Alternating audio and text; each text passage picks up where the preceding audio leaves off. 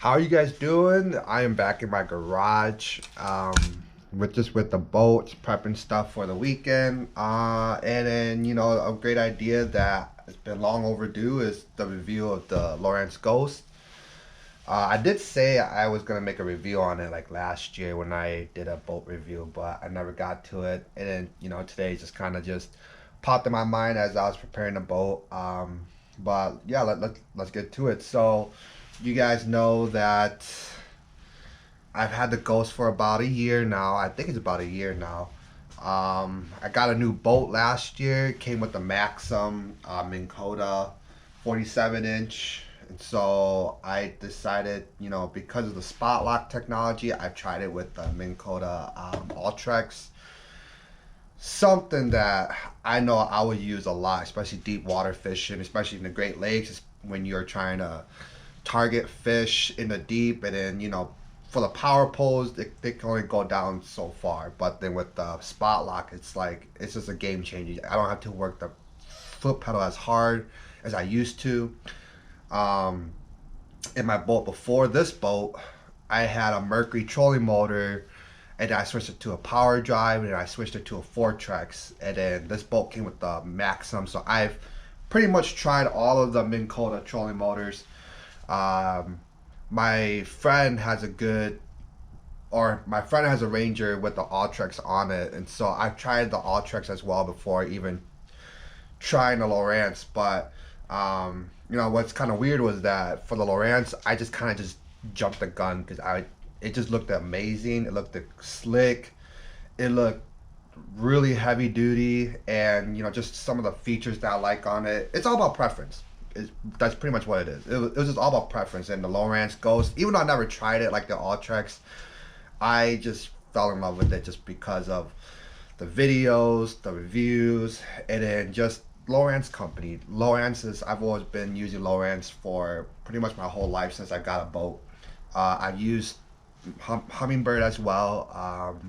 Not really vibing with it, and so yeah, on this boat I pretty much am going with Garmin and Lowrance. Garmin is just mainly for the live scope. I'm not using Garmin for anything else. Well, maybe for mapping technically, but um, I use the mapping and the side scan and down scan on Lowrance more than the Garmin. So yeah, so I'll tell you guys that I've used pretty much all the trolling motors except for the Garmin Force and the some other brand, and so otherwise I don't regret choosing the Lowrance Ghost as my trolling motor for this new to me Ranger. It hauls this Ranger like nothing. Even in the rivers, I like this trolling motor pulls this boat. Like this trolling motor has. If it was on the heavier boat, if it was on a 21-foot boat, I'm confident that this trolling motor would be able to haul it like nothing still. The only few things that I don't like about it is the magnetic head for the arrow. It's not accurate like the Minn Kota. I've also heard about the Garmin Force. Like it's not accurate like theirs is, and the prop. And I believe that's what a lot of other people, they agree with me too. Is the prop is, I could tell it's cheaply made. I've hit rocks on it. I haven't broken a prop yet, but just the way how it feels and looks, it's not. I could tell that the Minn Kota props are a much better build quality than the Lowrance build quality. And I hope that Lowrance builds a better quality prop for it. But otherwise, I do think that the prop is a little small. Um, it could definitely use a little bit more flexibility when hitting rocks or stumps. Like I chipped mines a little bit. For the Minn Kota, I haven't chipped it, even though I hit on a bunch of rocks and trees. And then the arrowhead, I wish it was more accurate, but I will say, just being with it for a year, I got used to the direction of where my foot is placed, so I already kind of know where the head is aiming at. So especially for like the Garmin Life Scope that I have right here, you guys want to take a look. Especially for the Garmin Life Scope, I'm running the 10 Ultra. I just installed this bad boy this year, but But knowing where my foot placement is, I know where the head is angling at, so it's not such a big deal to me. But for the people who are coming freshly new, especially with the Garmin Life Scope, like you're gonna want the accuracy of where the head is pointing at. But I'll tell you that the Lowrance works just as fine. It's just gonna take a little bit getting used to it, where you know your head is going at, and it's just mainly about knowing your equipment. It's just pretty much just knowing how your equipment works, how you dialed it in, because you could dial the foot pedal for the Lowrance Ghost the way how you want it to be. So I got mine pretty much like the Minn Kotas, and so since I'm so used to Minn Kota 4-tracks, like I know when I'm going down, it's gonna go right. If I'm putting my foot up this way, it's going left. I know how much it changes by each each time I tilt my toes down or up, so I know where the head is aiming at. So I have a pretty good estimation of where I'm gonna cast my lures at to see it on the Garmin Life Scope. So um, I would say running the electric pedal, it's definitely gonna get some taking, like trying to get used to it. Not it definitely does not feel like cable, but it does perform instantaneously, still like cable, but you just don't have that touch or like that feeling of it controlling it at like cable. But I've gotten used to it to where it doesn't bother me anymore. The only thing is that it does make a sound when it turns. Like it makes like a what's that robot in the Star Wars movie? Like makes the R2 guy makes that kind of sound every time you turn the head. But it's not too big of a problem with me at least. I know some people they say otherwise. Foot pedal looks is or the pedal is very comfortable on my bottom foot. Um, I like how you could place the button on either side. So if you're coming off the Minn Kota or the other brand that I forgot, and then I like the buttons as well where they're placed at. With the all tracks, when I tried it on my friends, I would find myself accidentally hitting like the spot lock button a lot, or the consistent button that makes the trolling motor just go on consistently. I didn't like that, and so with the Lowrance, it's a better build quality to where I don't find myself touching the buttons accidentally. And then even just trying to reach the buttons, like I'm able to press the spot lock button really quickly. And so what I like about it is that I'm able to control a lot better and not do a lot of accidental stuff. And I'm able to still be effective when I'm trying to fish as well. So um, what else could I say? Oh, another thing is it doesn't come with the remote like the Minn Kota, which I found that the remote is, useful at certain situations. But with that, when I first got it, I thought I wanted the remote, but now I'm kind of like I don't really need it as much. And then also I integrated with the Lowrance Elite Ti2, so I could control the trolling motor on there as well. I mean, it's not as cool as a remote if you're on the dock and you're trying to troll it yourself. But normally, I don't really do that. I kind of just tie my boat up to the dock, so the remote doesn't really come in handy as much. What's nice is the easy integration of connecting it to a NMEA 2000. So I've connected my Lowrance, Garmin's, all in NMEA 2000. The Garmin and Lowrance, I don't think they share waypoints, but I know from my Garmin and Garmin they share waypoint, and Lowrance they share waypoint. But the Lowrance also controls the Ghost as well. Just a little demonstration. Let me just get this out here.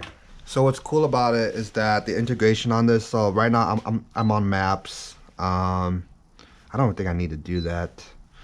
So I can just click trolling motor right there, and then my Ghost is on too. So the Ghost has to be on for the graph to read the trolling motor. So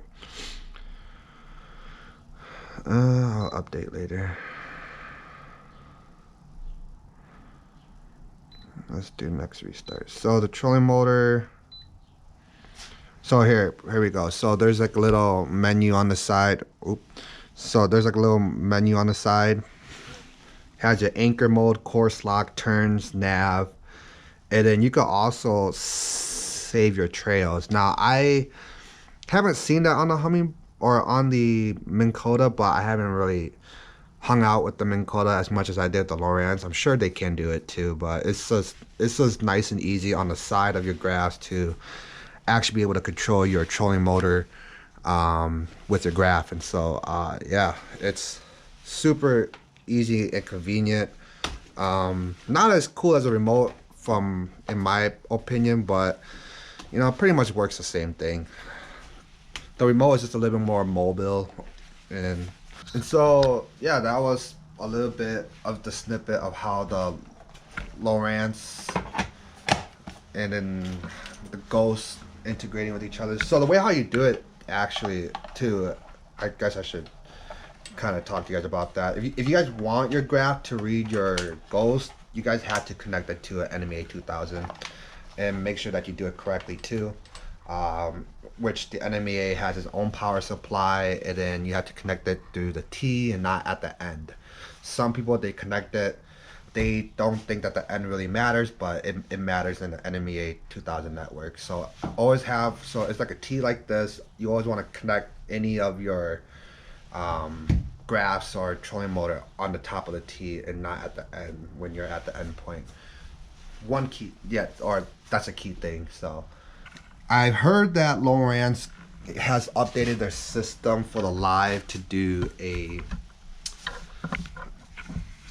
360 scan like the Hummingbird can. So that's pretty cool. I don't know if I'm ever gonna use a 360, but I guess availability just to have, since I won't be ever getting the Hummingbird 360 just because I don't have, or just gonna make the trolling more heavy, and that's just a lot of money too. So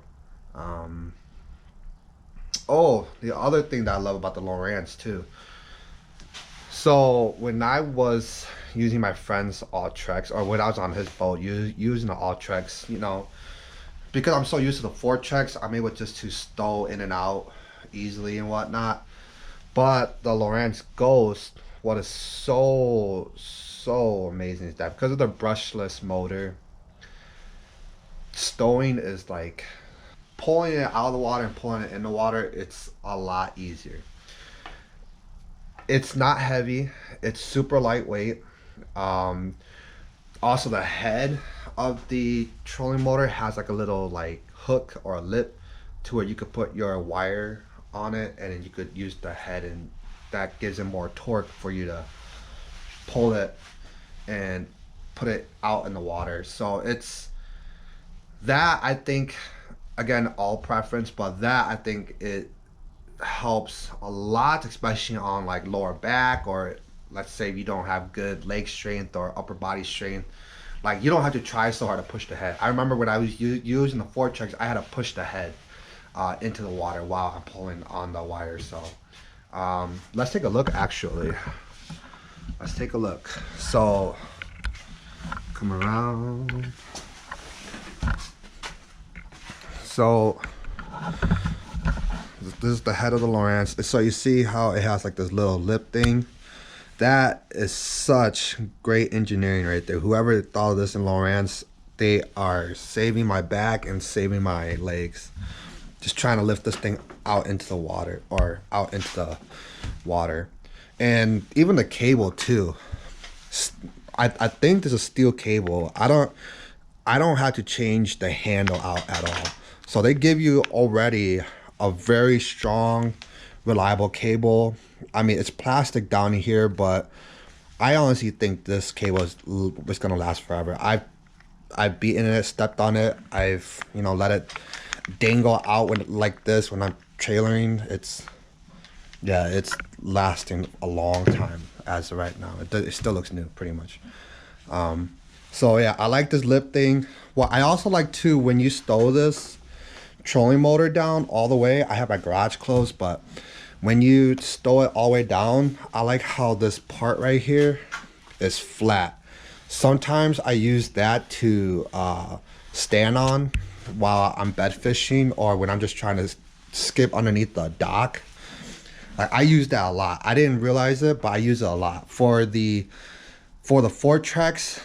I kind of used it, but what was scary was the wire management right here. For the all tracks and Fort tracks, they have a big old wire that just comes out all the time. It's not flush like this, which makes it a lot safer and easier to use your or to stand on your trolling motor. So that's, yeah, whoever did the cable management, that's a great idea too. That was one big thing that I didn't like the Minn Kota, because the wire will always come and wrap around the graph, and I have to like take time to move the wire off the graph. So that's cable management was another thing of the reason why I wanted this trolling motor. It's good looking, easy. Looks and feels like a tank. Like everything just looks so sturdy on here. Like it only moves just a little bit, and that's pretty much it. It just, I mean, that's just probably the head moving, but the mount on this thing, super nice. And what's cool is that the mounting holes on this trolling motor, it matches the Ultrex and match the Maxim. So that's cool. I didn't have to drill new holes or anything. I got the Bob's whatever screwing thing. I don't think this thing helps at all. I think with the brushless motor and the way how this trolling motor is already, it's already as smooth as it can be. This, I just bought this so that it's easier to take out the prop in and out. But otherwise, I don't feel a big difference into like balancing or making it less rattle or less vibration. Like, honestly, this trolling motor came in and there was no vibration. It was quiet, didn't make a noise. Like, you really can't even hear it while you're fishing. So this thing was just pretty much, yeah, I just used it just to take out the prop easier and take out weed or line. Strap, you know, it's just your standard strap. Holds it really well. What's cool is that they give you a stabilizer bar, or the stow bars. I don't know what it's called, but for the Fortrex, it didn't come with it. I had to buy it separately, which kind of sucked, because that was like another $60 something just for a bar like this. So it's cool that it came standard with this. It came with the plastic nut right here. I lost a cap on this thing, so kind of sad, but it is what it is. And I got the Bob's a deck saver, I think that's what it's called, which is cool. Oh, I also like this too, the tension knob of adjusting the height of your trolling motor up and down. This is just such a good spot. I don't have to reach around. I don't have to, you know, play with it. It's right at one spot, right there all the time. The tension on this thing, like, it's super easy to adjust. I literally don't have to break my back trying to get around the trolling motor while it's installed or while it's in the water. So that's a good idea. Whoever thought of this. And I would tell you that compared to the Ultrex with the Lowrance, it falls in the water a lot smoother. The Ultrex, because of how heavy it is, it goes in a lot faster, and then it kind of, you know, bounces on the deck of the boat, which I don't really like. And also, even storing it back, it goes down. It comes down a lot smoother than the Ultrex. The Ultrex is kind of like you have to hold its head so that way it doesn't, you know, hit the bottom or hit the deck of your boat as hard. So that's what I like about the Lowrance too. Easy stow and then easy trying to put it out in the water. Super nice. Ultrex it was just heavy. I didn't realize the big difference, but it was just heavy. What else can I say about this trolling motor? For the past year, it's been good so far. It has not died on me out in the water. I really do think it saves battery too. I've never drained my blue top AGM batteries down to zero at all, even on a full day worth of trip, or a day and a half of trip actually. It never died on me, or it never really drained out the whole battery. Um, it comes with a puck, which is nice. I do like that. It comes with the puck already, so that way you could dial in on how you want it to feel on the foot pedal.